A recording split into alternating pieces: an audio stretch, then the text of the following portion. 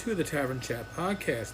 I'm your host, Derek Tenkar, your bartender in the OSR, your main proprietor of the Tenkar's Tavern blog, Discord server, Facebook group, Mimi group, Twittering, and Instagram. So, what are we going to talk about today? Well, Joe the Lawyer, Joe D, who was the one that showed me the article I was talking about yesterday in the first place, which led me to talk about online conventions. Joe follows up with a two-part voicemail. And we're going to listen to Joe, and then I'm going to put in a few more cents. Hey man, Joe the Lawyer here, listening to the virtual game convention thing, the article I sent you. I agree. I mean, we could play games online. That's okay. We've been doing it. Me and you have been doing it for 9 years together, That's fine. Socialization lacks, yeah. You could always do a Zoom meeting with a bunch of people, limited, pay $5, $3, whatever, and you all sit around and have a beer together. You know what I mean? Run that for an hour. That could be like the equivalent of the bar, but, visiting tables, that's harder, obviously. You'd have to have a virtual booth or something, and you really can't page through the books. You can't, get their heft. You can't get the scope of what they're all about. Or, you could socialize via Zoom, at a virtual table, but you're not getting the touch and feel these things, right? And so that's a little bit harder. That is a drawback. But shit, man, saving money. You save even a 2-day convention. If you drive to, you'd probably save $400 or $500, right? Hotel and all that. Part 2 coming. All right, part 2. Just remember, this is back, what the hell was that called? The Contessa? They had that thing where they were doing, probably the very first one, way back, right? They were doing these online conventions, and when we're going to DM and all that, I'm like, fine, whatever. And then they wanted people to show up and play. I'm like, yeah, fine, whatever, I've been doing it anyway, but flail snails forever. And then they said they're going to record it, right? I'm like, I'm not going to play when my shit's recorded. That was pre-lunacy that we're having right now in society, right? Now, anything you say or do can be taken out of context anytime, and there's a permanent record forever. That's one drawback to playing online. That's that. Right now, when we play online, we all play with our buddies. We're not getting, just a level of trust there. We're not, that somebody's not going to say, "Oh, Joe said this then." No, it's not going to happen, right? Or take it out of context or something like that. But online, people could always record it, even if it's not being recorded by the app. That's one drawback. Anyway, later.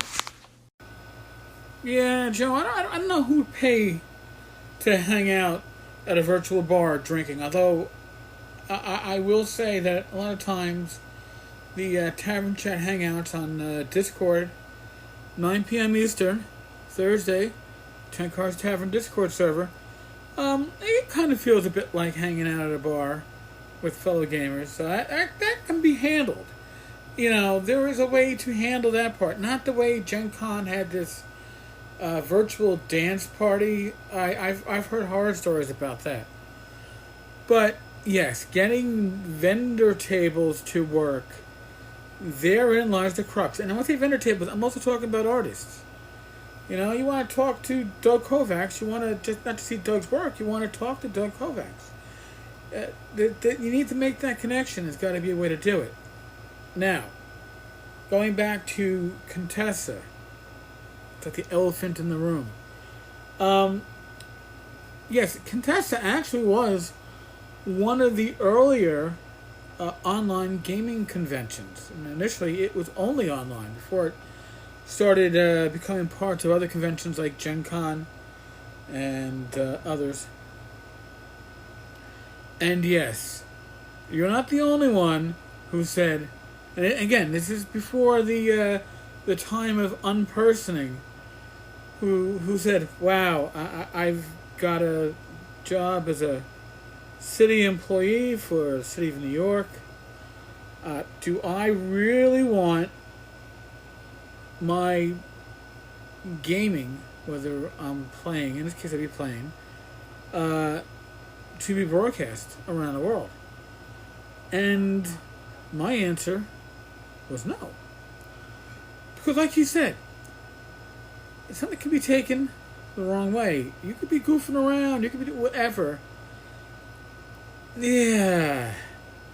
And yes, gaming with your own gaming group is different than gaming with a bunch of strangers. But that being said, I run games differently when I run at a convention than I do when I run for my friends. It's just how I do it. It's not a save your ass type of deal. It's common sense. So, but yeah, I don't like the idea of people recording me for something unless I know I'm being recorded and I'm ready to be recorded. If I'm up for that, then that's different. Yeah, I know. In any case, there's going to be a change. It's going to be seismic. Conventions are going to be moving, if not substantially, then maybe even largely online.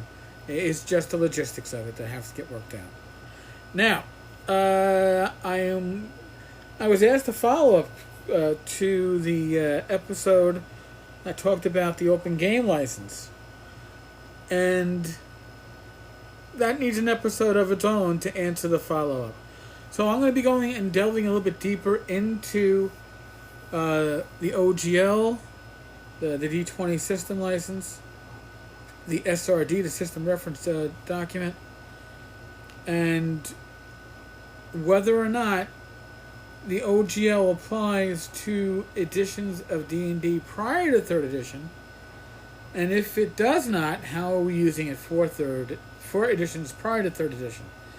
You know, how do we have games like Labyrinth Lord and Osric and Swords and Wizardry and Old School Essentials if the OGL does not explicitly cover such games?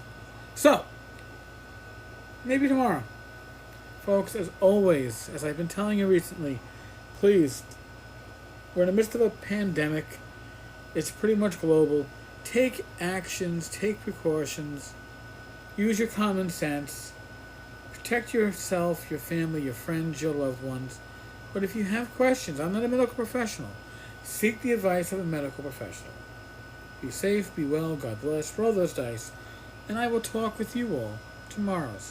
Later, folks.